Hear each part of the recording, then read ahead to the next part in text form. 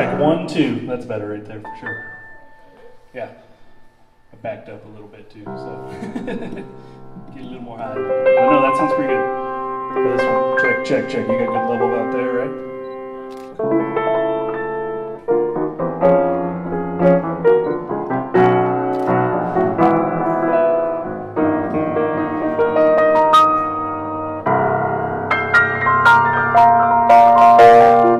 A lot of my vocals would be, as you'll discover, a lot of my vocals are very soft, so I like to hit a lot of the top end. Right, you could take it back and level a bit from there, but that's EQ-wise, we're getting there. Okay, 1, 2, 1, 2. We've just been listening to the sound check for Phil Coulter's concert tonight at the UICC. Phil, that's something you're regularly doing. Piano sounding good? Is everything up to your satisfaction? Yeah, it's always, when you're on the road with your own crew, you know, your own sound guy, your own lighting guy, your own piano, etc., etc. That's a bit of a comfort blanket, you know, when you arrive to do a new gig in a theatre in Ireland, for example, or anywhere we'd be on tour with the same crew. It's always a slightly more demanding operation when you go to a new venue with a new sound crew, new surroundings, new piano, a different piano tuner, etc. Because the sort of stuff that you take for granted with your own crew, you have to spell out to a new crew. But I have to say, the tech guys here are first class. They're obviously well used to not only doing this kind of thing, but they're used to the venue. They've worked here before, so they know the room. Every room has got a different characteristic, you know. And as we're speaking right now, they're fine tuning the room downstairs to the PA. So you know, it's always a relief to know that you're in the hands of professionals and people who know what they're doing. It's a bit of a panic the other way around, I can tell you. I thought with the new regulations that the airlines are allowing musicians to take their instruments on board with them, that you could have taken the baby grand piano with you. Stroll on the day now. If I stroll on the day when I'm flying in my own private jet with the Steinway 9-foot grand in the back. No, that day I'm afraid is a long way off. Do, re, mi, fa, sol, la, ti, do, ti, la, so, fa, mi, re, do. I'm just going to interrupt you girls here. It's not the family Von Trapp from The Sound of Music. Yeah. It's MissFunktion.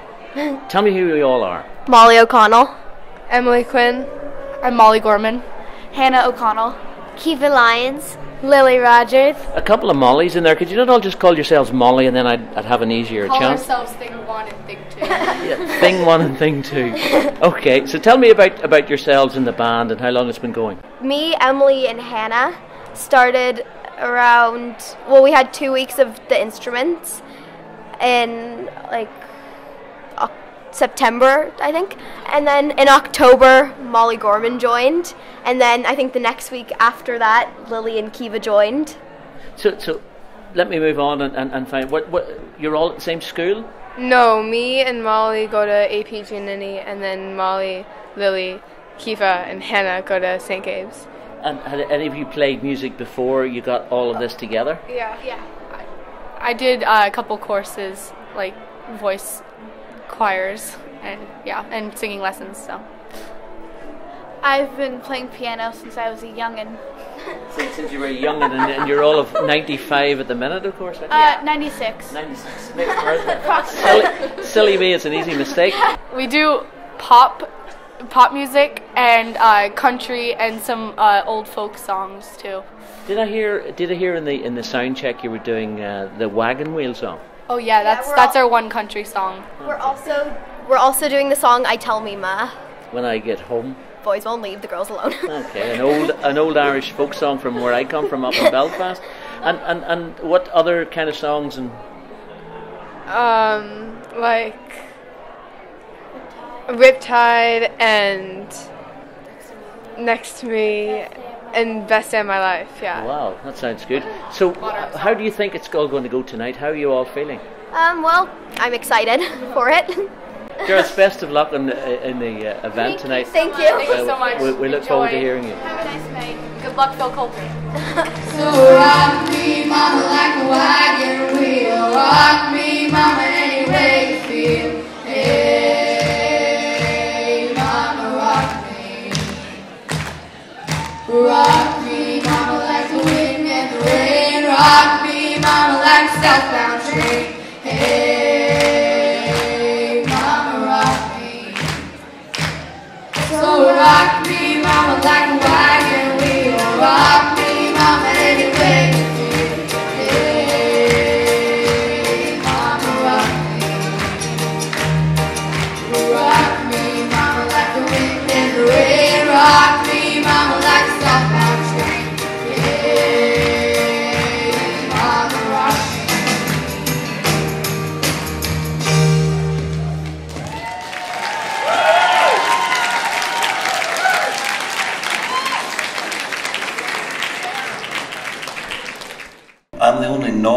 songwriter to have written a hit single for Elvis Presley. And I'll tell you why, because I'm of an age when I remember that Elvis Presley came along and completely transformed pop music. Before Elvis Presley and before that whole advent of rock and roll, pop music was kind of cute. It's not to say there weren't great songs in there, but I can remember songs like "She Wears Red Feathers and a Hooly Hooly Skirt," or "There's a Pawn Shop Round the Corner in Pittsburgh, Pennsylvania." I mean, they were cute songs, but they weren't exactly what you'd call sexy, you know. Then along came Elvis Presley and "Heartbreak Hotel" and "Don't Be Cruel" and "Hound Dog," and the game was changed forever. It became much more visceral and much more exciting. So as I was growing up in a little terraced house in Derry and listening to Elvis Presley on a little radio and record player, never did I dream in my wildest fantasies that Elvis Presley would ever record one of my songs. This is people often ask me, you know, this was like a top 3 record for Elvis Presley. One of the questions I'm asked most often is, did I meet Elvis Presley? Well, here's the story. I was invited to one of his shows in Las Vegas by the record label here, RCA Records in LA, and the head of promotion. So we went to the show, and then as Elvis was doing his encore, he brought me backstage, ready for the exit of the great man. You see, so when Elvis then does his encore, he's coming out past this little corridor where I'm installed with his promotion guy, and Elvis now is covered with the towels and he's sweating profusely and all of that kind of stuff. And the record company guy says, "Hey Elvis, this is Phil Coulter. This is the man who wrote My Boy." And Elvis goes, and keeps walking. So I'd love to tell you guys that Elvis and I drank Jim Beam whiskey and, you know, hung out together and sang songs at the piano. That's as close as I got. Anyway, the song is called My Boy. You're sleeping, son, I know, but really this can't wait. I wanted to explain before it gets too late. For your mother and me, love has finally died. This is no happy home, but God knows how I've tried. Because you're all I have, my boy. You are my life, my pride, my joy. And if I stay because of you, my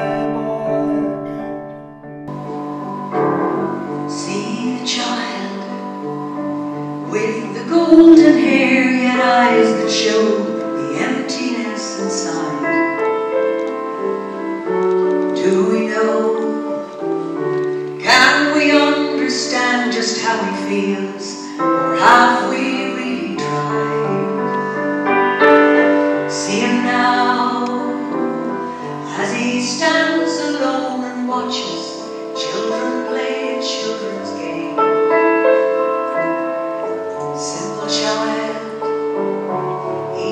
Almost like the others, yet they know he's not the same. Scorn not his simplicity, but rather try to love him all the more. Scorn not his simplicity, oh no, oh no. Geraldine, you just finished the concert. What did you make of it all? Oh, they were amazing. We could take them all home to Dublin with us. They were fantastic. You must have a big bus with you then, do you? Well, it's not that big. But they were wonderful. It's such warm people, you know. There was great camaraderie there. It was fabulous. Phil was buzzing. I mean, I was listening to it before he even went on. He was introduced and they were screaming and shouting. It was fabulous. Rock on. I don't want to go home. I'm in love with San Francisco. Why don't you sing a wee song in Alcatraz tomorrow when you get there?